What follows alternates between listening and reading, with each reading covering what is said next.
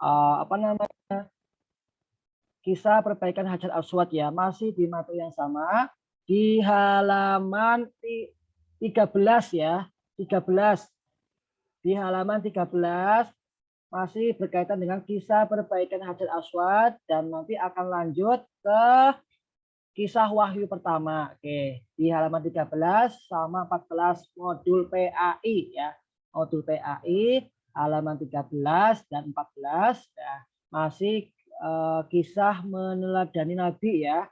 Kisah meneladani Nabi, kita akan masuk ke perbaikan Hajar Aswad ya, yang kemarin sudah disampaikan bersama-sama ya, dibahas bersama-sama, dan nanti akan dilanjutkan tentang apa? Kisah wahyu pertama. Oke, nanti kalau nggak terdengar suaranya raise hand ya. Oke. Oke, akan saya screen dulu, saya screen. Oke.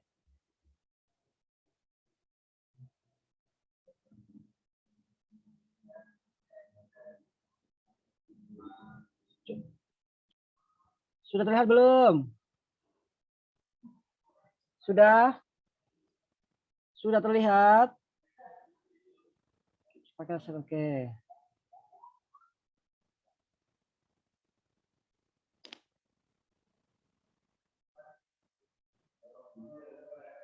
Sudah terlihat? Sudah?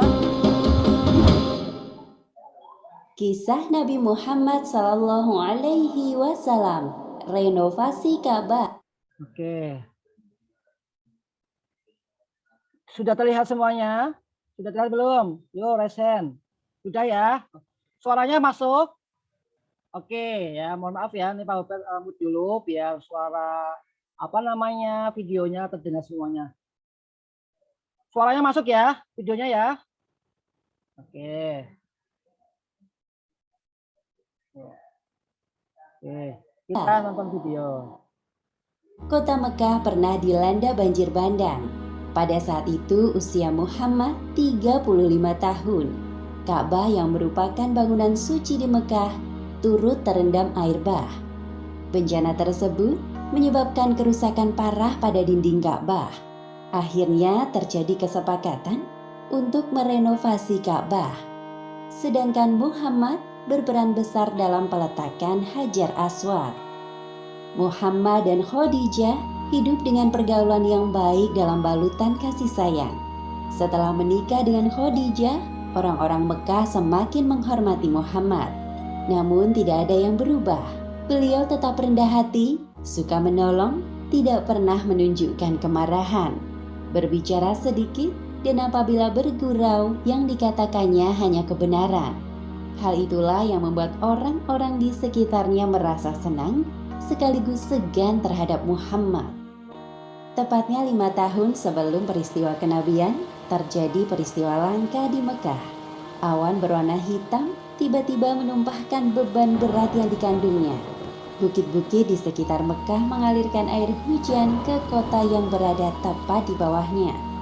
Tidak hanya rumah penduduk kota Mekah yang rusak akibat banjir, bangunan suci Ka'bah pun ikut terendam banjir. Beberapa pembesar Quraisy berdebat mengenai perbaikan Ka'bah. Muncul rasa khawatir ketika mengenang peristiwa penyerangan Ka'bah oleh pasukan Raja Abraha. Kita tidak bisa tinggal diam melihat bangunan suci kota ini terendam banjir. Tapi aku takut jika pemilik Ka'bah marah kepada kita, seperti peristiwa naas yang menimpa Abraha dan pasukannya. Wahai saudaraku, tujuan utama kita adalah memperbaiki Ka'bah, bukan untuk menghancurkannya seperti yang dilakukan Abraha kala itu. Ya, benar apa yang engkau katakan. Bangunan Ka'bah harus segera diperbaiki. Sebaiknya kita segera mencari orang yang mampu bertanggung jawab atas perbaikan tersebut. Beberapa saat setelah diskusi dilakukan, diputuskan bahwa Walid bin Mughirah yang akan bertanggung jawab. Mereka meminta untuk meninggikan bangunan Ka'bah yang tingginya 9 hasta sejak pembangunan di masa Nabi Ismail. Kami ingin bangunan Ka'bah ditinggikan dan diberi atap agar tidak ada pencuri yang datang mengambil barang-barang berharga di dalamnya. Selain itu, kami tidak menerima bantuan bahan-bahan bangunan untuk perbaikan Ka'bah dari dana yang kotor, seperti hasil pelacuran. keuntungan dari sistem riba maupun perampasan harta.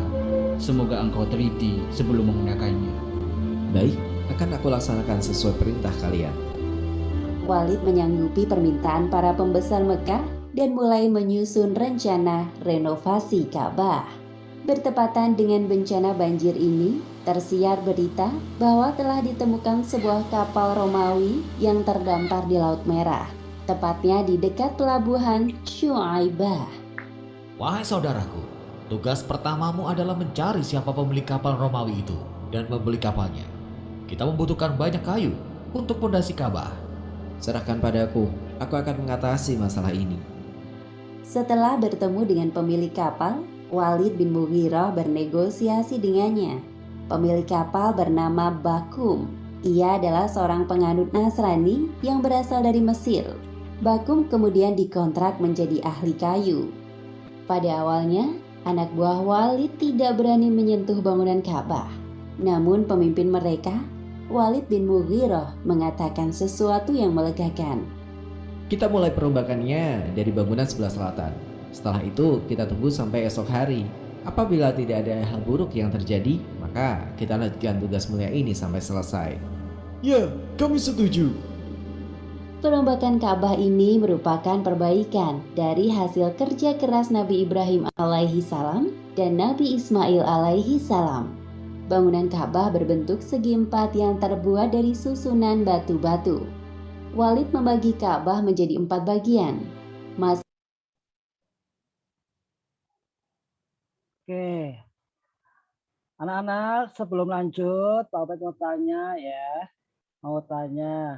pada usia berapa? Ya.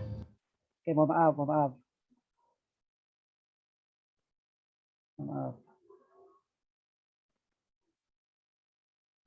Oke, pada usia berapa Nabi Muhammad ketika Ka'bah itu dipugar?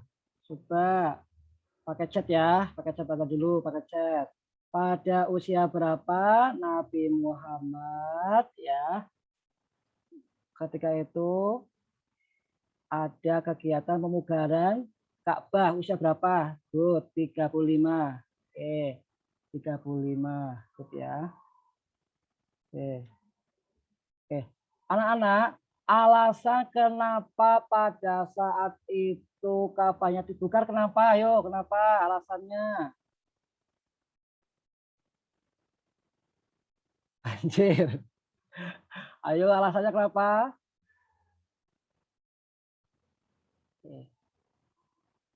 Alasan kenapa pada saat itu Ka'bahnya dibubar, kenapa? Ayo. Kenapa? Ka'bah sudah sangat lapuk ya, bukan banjir, sudah lapuk. Lapuk betul, lapuk. Good ya, lapuk. Sudah sangat lapuk, termakan usia sehingga pada saat itu dilakukan pemugaran ya.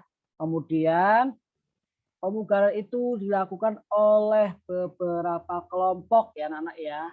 Beberapa kelompok mereka saling bergotong royong dengan sukarela untuk memugar atau membetulkan Ka'bah yang sudah lapuk ya, sudah termakan usia. Seperti itu. Nah, oke, good ya. Bagus. Keren. Kemudian apa itu tanya ya? Masih ingatkah apa yang dinamakan Al-Amin? Yuk, chat. Al-Amin itu artinya apa ya? Al-Amin. Yuk, Al-Amin artinya apa? Al-Amin artinya apa?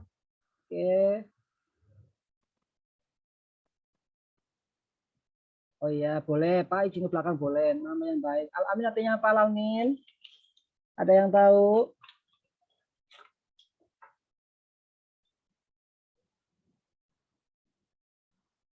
Nama yang baik. Yuk lanjut apa? Al-Amin artinya apa? Al-Amin. Yuk, masih belum. Al-Amin artinya apa? Percaya? Dapat dipercaya? Betul?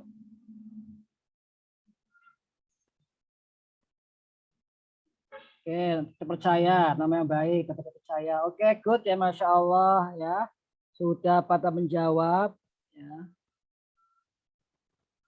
Al-amin itu artinya apa? Orang yang dapat dipercaya ya. Pada saat itu orang yang dipercaya siapa? Ayo. Pada saat itu orang yang akan memutuskan peletakan betul batu Hajar Aswad ke Ka'bah siapa? Nabi Muhammad, betul sekali, Masya Allah ya, Nabi Muhammad. Oke, good ya. Oke. Kemudian akhirnya, nah, orang yang pertama masuk ke Ka'bah dan memberikan pendapat yang baik dan luar biasa adalah Nabi Muhammad Shallallahu Alaihi Wasallam. Masya Allah ya, bagus ya. Semuanya sudah pada paham ya. Oke. Nah, selanjutnya adalah kita akan lanjut ke kisah wahyu yang pertama. Oke, good ya, Masya Allah. Pada pinter-pinter jawabnya, good Nabi Muhammad. Oke. Oke, good ya. Selanjutnya, silakan disimak ya, halaman 14. Kita akan lanjut ke kisah wahyu yang pertama ya. Kisah wahyu yang pertama. Nah, oke, dilihat di bukunya masing-masing halaman 14. Ya. Diriwayatkan dari Aisyah ya, diriwayatkan dari Aisyah Ummul Mukminin radhiyallahu anhu, dia berkata, awal mula wahyu yang diturunkan kepada Rasulullah Shallallahu Alaihi Wasallam ya berupa mimpi yang benar. Jadi pada saat itu Rasulullah bermimpi ya, kurang lebihnya kalau Pak Ope tidak salah itu selama 6 bulan atau berapa bulan ya. Jadi mimpinya itu mimpi hal yang sama ya. Ketika itu Rasulullah SAW mendapatkan mimpi yang benar seterang cahaya pagi ya, seterang cahaya pagi. Nah, kemudian beliau senang berkhalwat. Berkhalwat itu apa? Menyepi ya, menyendiri ya. Sebenarnya ada apa sih mimpi yang saya itu dari malam ya? Kok terus menerus? Apa sih maksudnya? Ini dari mana ya? Nah, kemudian beliau berkhalwat di gua apa ya? Di gua apa ya? Berkhalwat di gua apa ya? Menyepi di gua apa ya? Gua Hira, good ya. Gua Hira. Nabi Muhammad Shallallahu Alaihi Wasallam menyepi, menyendiri di Gua Hira ya. Beliau merenung sebenarnya apa yang terjadi sih dengan mimpiku ya, sebenarnya apa sih yang terjadi dengan mimpiku kok terus menerus ya, berulang-ulang. Nah, kemudian beliau berkhalwat di Gua Hira itu untuk beribadah selama beberapa malam ya, selama beberapa malam. Nah, kemudian sebelum beliau kembali kepada keluarganya, Rasulullah SAW membawa perbekalan makanan untuk berkhalwat. Jadi pada saat itu ya, siapa nama istrinya Nabi Muhammad? Siapa namanya? Khadijah, betul sekali. Khadijah. Oh ya. Pada saat itu Khadijah memberikan atau membawakan perbekalan makanan untuk Rasulullah SAW berkhalwat di Gua Hira ya, berkhalwat di Gua Hira. Nah, untuk beberapa hari. Nah, kemudian lalu beliau pulang menemui Khadijah untuk mengambil perbekalan lagi. Jadi setelah perbekalannya habis ya, perbekalannya habis di Gua Hira untuk tempat beliau menyepi. Nah, beliau pulang lagi ke rumah untuk mengambil perbekalan lagi. Nah, akhirnya apa? Sehingga ketika berada di dalam Gua Hira, beliau tiba-tiba mendapatkan wahyu yang pertama ya. Wahyu yang pertama ya. Beliau didatangi malaikat siapa ya anak-anak pada saat di Gua Hira?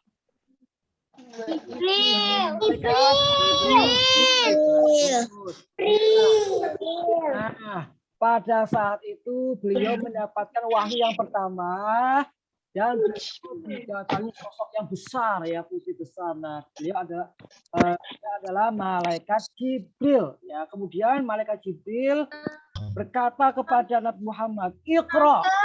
Iqra. Iqra itu apa artinya? Bacalah. Bacalah. Bacalah. Oke, Oke, ada yang hafal surat Al-Iqra? Bismi rabbikal ladzi khalaq. Al-Alaq ya. Bismi rabbikal ladzi khalaq. Khalaqal insana min 'alaq. Bagus. Iqra wa rabbukal akram allazi 'allama bil qalam. Oke, good. Teruskan lagi. Lanjut terus. Oke, lanjut. Terus. Oke. Tadi namanya surat apa ya? Namanya surat apa ya?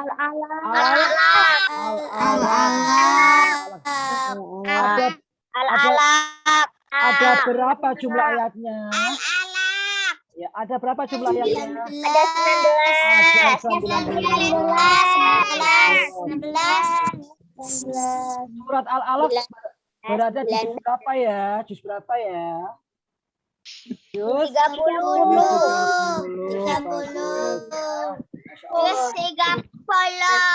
Nah, surat Al-Alaq adalah wahyu yang pertama diturunkan kepada Nabi Muhammad atas izin Allah melalui perantara malaikat Jibril ya.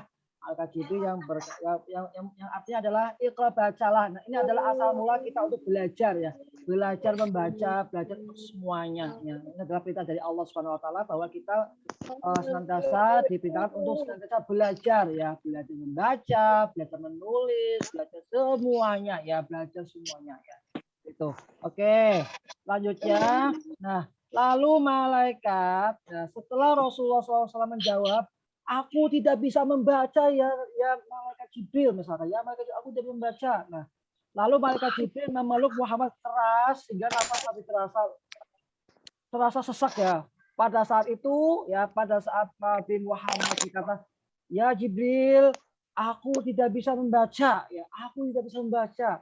Apa ini? Nah, kemudian Rasulullah SAW dipeluk oleh malaikat Jibril dengan sangat keras sehingga sampai napasnya Nabi Muhammad itu terasa sesak. Sesak. Lalu dia katakan lagi, Iqra, bacalah. Nah, aku menjawab, aku tidak bisa membaca. Nah, beliau berkata lagi, Nabi Muhammad berkata lagi, aku tidak bisa membaca. Malaikat Jibril memeluk Nabi Muhammad lagi yang kedua kalinya dengan keras sehingga nafas Nabi terasa sesak kembali. Lalu melepaskan lagi, kemudian malaikat Jibril membacakan, Iqra bismi rabbikal ladzi khalaq. Ya. Iqra bismi rabbikal ladzi khalaq. Khalaqal insana min 'alaq. Iqra wa rabbukal akram alladzi 'allama bil qalam 'allamal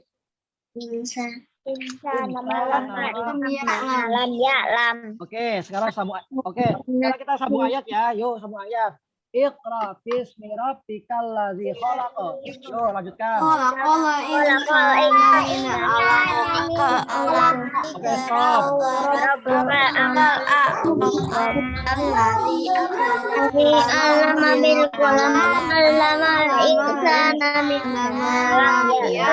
Oke, stop dulu. Oke, 1 sampai 5 saja ya. Oke, 1 sampai 5.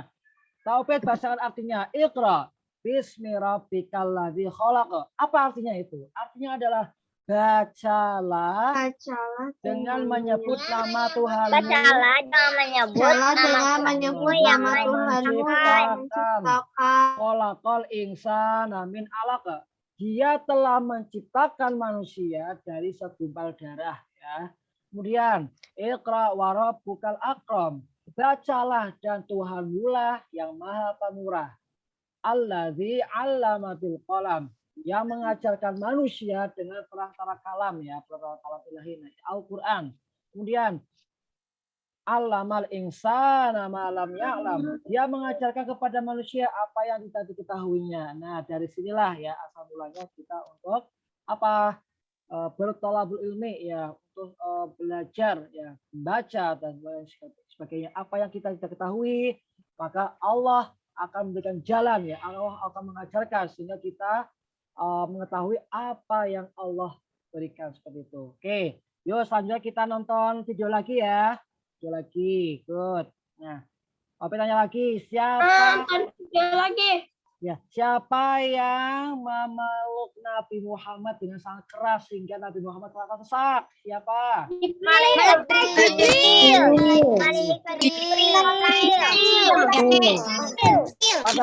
Pada saat itu malaikat Jibril menyampaikan apa ya? Menyampaikan apa ya kepada Nabi Muhammad? Wahyu. Wahyu yang keberapa? Yang pertama. Yang pertama. Surat apa? Surat apa? Surat Al-Alaq. Oke. Oke, anak-anak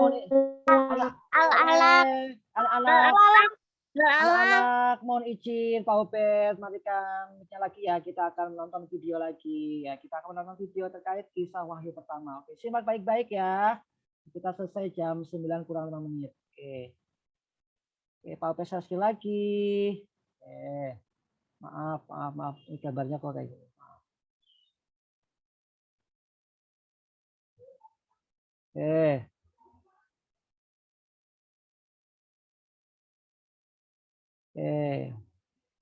Sudah terlihat belum gambarnya?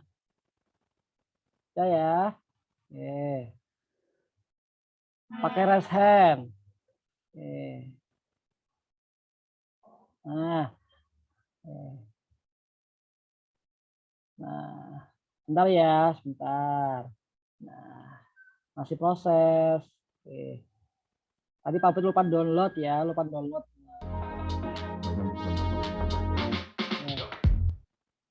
maaf. Nah, silakan disimak baik-baik ya. Kita akan menyimak tentang peristiwa kenabian ya.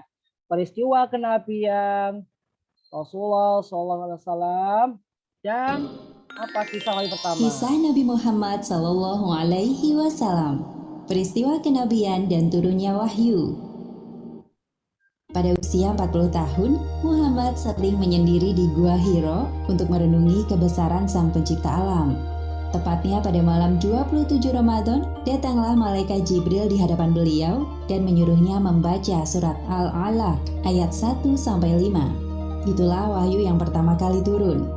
Allah Subhanahu wa Ta'ala mengangkat Muhammad menjadi rasul melalui perantara malaikat Jibril. Menuju usia awal kematangan, tepatnya 40 tahun dalam hidupnya, Muhammad menemui kejadian yang tidak biasa.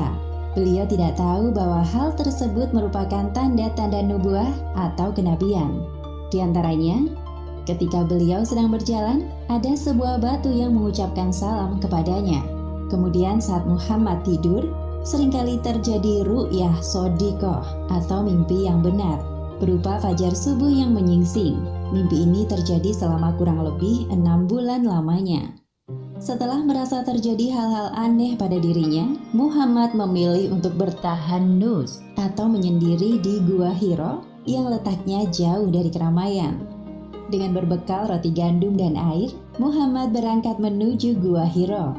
Khadijah mengantar suaminya sampai ke depan rumah dengan penuh keikhlasan. Tak ada sedikit pun keluar dari bibirnya perkataan yang memberatkan kepergian suaminya.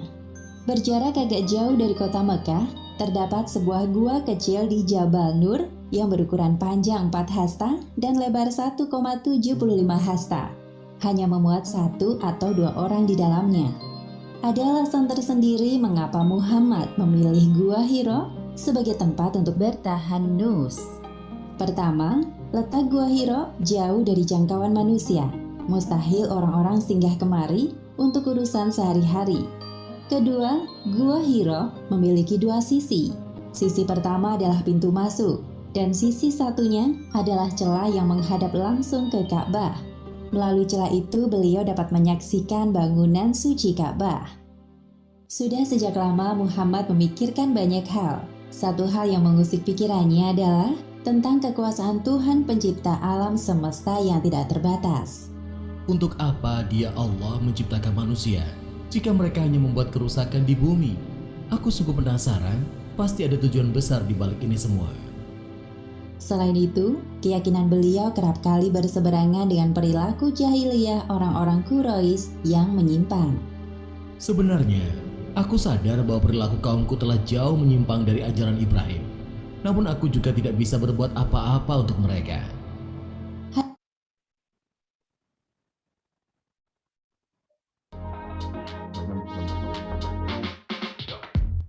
Ya, mohon maaf ya, iklan dulu, mohon maaf.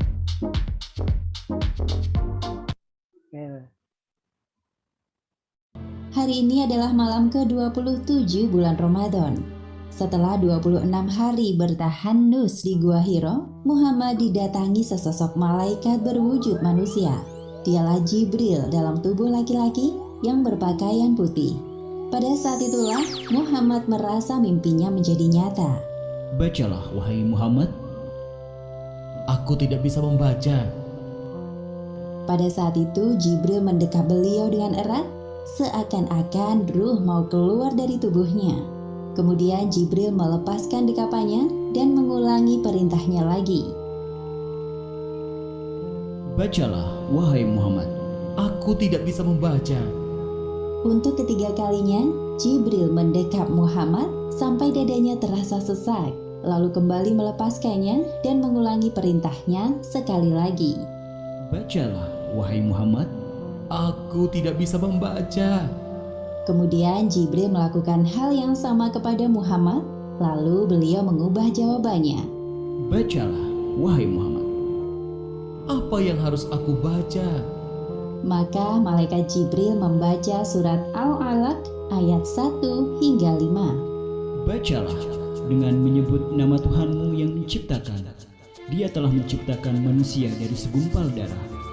Bacalah, dan Tuhanmulah yang maha pemurah, yang mengajar manusia dengan perantara kalam.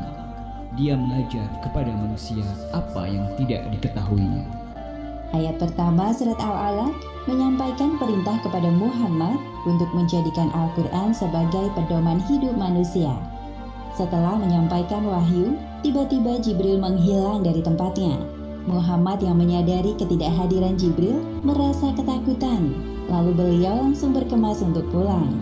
Beliau masih merasa ketakutan dan tidak menyangka telah melewati peristiwa aneh yang akan merubah hidupnya. Muhammad turun dengan cepat dari gunung dan melewati padang pasir luas. Tiba-tiba terdengar suara dari langit. Wahai Muhammad, engkau adalah utusan Allah. Aku adalah Jibril. Wahai Muhammad, engkau adalah utusan Allah. Aku adalah Jibril. Wahai Muhammad, engkau adalah utusan Allah. Aku adalah Jibril. Muhammad yang mendengar suara Jibril menghentikan langkahnya dan melihat ke arah langit. Itulah kali pertama Muhammad melihat Jibril dalam postur malaikat. Tiba-tiba saja Jibril menghilang. Segera saja Muhammad terburu-buru meninggalkan tempat itu dengan penuh ketakutan. Sesampainya di rumah, Muhammad meringkuk di ranjang. Khadijah yang mendapati suaminya telah pulang mendekatinya. Selimuti aku, selimuti aku. Khadijah merasa kaget melihat suaminya menggigil. Segera saja ia menyelimutinya. Khadijah tidak melontarkan pertanyaan apapun kepada suaminya tentang hal yang baru terjadi. Hal itu dikarenakan Khadijah sangat menghormati Muhammad.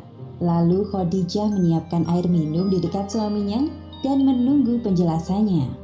Setelah keadaan tenang, Muhammad menceritakan kejadian yang baru menimpanya secara detail kepada Khadijah dengan dipenuhi perasaan takut dan bingung. Apa yang sebenarnya terjadi kepadaku? Aku khawatir terhadap keadaan diriku sendiri, wahai istriku. Wahai suamiku, tidak, demi Allah jangan berprasangka buruk. Allah tidak akan menghinakanmu selamanya. Engkau tidak pernah memutus tali silaturahim.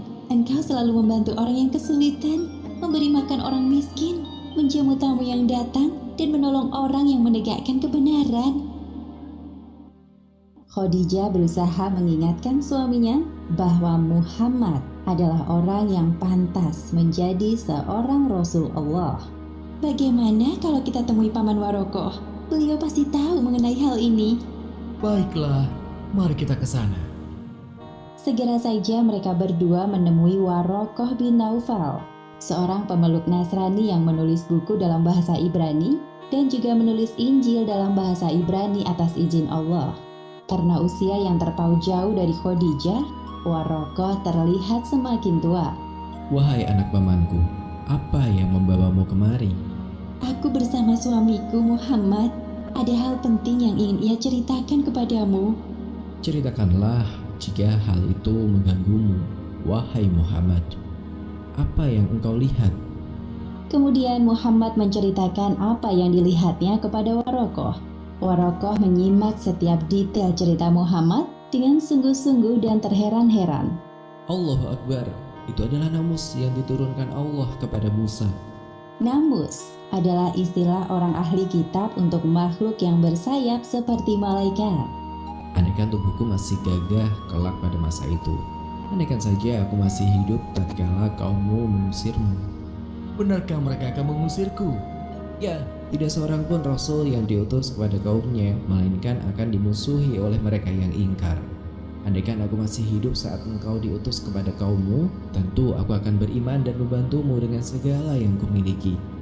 Mendengar penjelasan Warokoh, Muhammad semakin yakin dan mulai menerima takdirnya. Beliau telah mempersiapkan diri jika datang wahyu selanjutnya. Ternyata wahyu terputus selama 6 bulan pada masa Fatrah, yaitu masa di mana tidak adanya wahyu yang turun. Hal ini membuat Muhammad sedih dan sering termenung. Bahkan berkali-kali beliau mendatangi padang pasir karena merasa sangat putus asa. Sebagaimana yang disebutkan dalam hadis riwayat Bukhari nomor 6982. Telah sampai informasi kepada kami bahwa masa Fatrah terjadi begitu lama hingga Rasulullah SAW bersedih hati yang ini membuat beliau berulang kali berlari kencang ke atas bukit untuk melompatkan diri dan berkata, "Wahai Muhammad, engkau adalah benar-benar Rasulullah," sehingga hati dan jiwa beliau tenang. Ya Allah, hamba ikhlas dengan segala ketentuanmu. Warokoh meninggal dunia pada masa Fatrah. Warokoh meninggal dengan mulia karena ia telah bertekad untuk membantu Muhammad saat beliau diperangi dan diusir oleh kaumnya. Hikmah dari terputusnya wahyu ini agar hilang rasa takut dalam diri Muhammad setelah bertemu dengan Jibril dalam wujud malaikat dan memberikan waktu kepada Muhammad untuk mempersiapkan diri menerima wahyu selanjutnya. Di suatu malam yang dingin, Muhammad sedang tidur dengan tubuh dibalut selimut tebal. Tiba-tiba, yaitu surat Al-Muddathir ayat 1 hingga 7. Hai orang yang berkemul berselimut, bangunlah lalu berilah peringatan, dan Tuhanmu agungkanlah, dan pakaianmu bersihkanlah, dan perbuatan dosa tinggalkanlah. Dan janganlah kamu memberi dengan maksud memperoleh balasan yang lebih banyak, dan untuk memenuhi perintah Tuhanmu, bersabarlah. Setelah dan turunnya wahyu pertama, hikmah yang dapat kita ambil dari kisah ini, pertama, peristiwa turunnya wahyu pertama mengabarkan tentang Muhammad adalah utusan Allah, dan wahyu kedua mengabarkan tentang perintah untuk berdakwah. Kedua, hendaknya kita selalu menjadikan Al-Quran sebagai pedoman hidup sehari-hari, karena di dalamnya berisi semua hal yang kita butuhkan. Wallahu a'lam bishawab. Nah, itu adalah cerita kenabian dari Nabi Muhammad SAW. Bapak mau tanya, pada usia berapa Nabi Muhammad diangkat sebagai Nabi? 40. 40 tahun, Masya Allah. Betul sekali. Pada usia 40 tahun, Nabi Muhammad diangkat sebagai Rasulullah ya, sebagai utusan Allah. 40. Nabi yang terakhir apa Nabi yang keberapa? Nabi yang terakhir. Nabi Muhammad. Oke. Nabi Muhammad adalah Nabi terakhir ya. Nabi yang keberapa? Yang keberapa ya? Ke 25. Berikut ya. Bagus. 25. Oke, teman-teman sudah paham ya pada saat Nabi Muhammad usia 40 tahun, Nabi Muhammad diangkat sebagai Rasul. Kemudian Nabi mendapatkan wahyu yang pertama yaitu surat Al-alaq ya. Alaq. Maka kita diminta untuk apa? Berpedoman kepada Al-Quran sebagai pedoman hidup ya, pedoman hidup kita. Al-Quran ya senantiasa kita pegang teguh ya, kita pegang teguh dan kita imani ya, imani bahwa Al-Quran itu adalah jalan hidup kita yang datang dari Allah Subhanahu wa Ta'ala ya. Jadi anak-anak yang mulai dari sekarang silakan ya, mulai dari sekarang perbanyak baca Al-Quran ya, baca jilid ya, agar nantinya anak-anak bisa membaca Al-Quran dengan baik, dengan benar. Dan jangan lupa hafalannya juga ya anak-anak ya, hafalannya juga yang semangat, tidak kendor ya, tidak lemas ya dalam menghafal Al-Quran. Harapannya kenapa? Ini adalah sesuai dengan perintah Allah bahwasanya kita harus senantiasa belajar ya. Iqra, bacalah ya. Bacalah dengan menyebut nama Tuhanmu ya. Ketika kita mau belajar, mau menuntut ilmu, maka kita niatkan hanya untuk Allah ya. Apa namanya? Allah. Oke. Ada pertanyaan? Ada pertanyaan? Tidak ada, Pak. Oke, kalau tidak ada Ada, pertanyaan, Pak. yuk, Ada, Pak. yuk, 1 menit aja, 1 menit, yuk, pertanyaannya yuk. Monggo, siapa nih tadi? Besok 15, Pak. Apa? Besok halaman 15. Iya, betul, besok halaman 15 ya. Nanti dibaca ya. Oke, kisah Ashabul Awwalun. Oke, yuk. Iya, Shirin. Pak, hari Jumat itu ada Zoom nggak, Pak? Hari Jumat tidak ada Zoom, USF ya.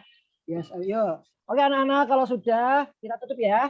Yuk tutup dengan bacaan hamdalah dan doa penuh majlis. Alhamdulillahirobbilalamin. Allahumma wa bihamdika asyhadu an la ilaha illa anta astaghfiruka wa atubu ilaik. Oke. Dari Pak Ubed sekian. Apabila Pak Ubed ada salah mohon dimaafkan. Salam. Sama-sama, Pak Ubed. Kami juga minta maaf. Oke, assalamualaikum warahmatullahi wabarakatuh. Ubed. Terima kasih, Pak Ubed. Terima kasih, Pak Ubed. Habis ini lanjut ke Arab ya. Terus 9. Dadah, Pak Ubed. Assalamualaikum.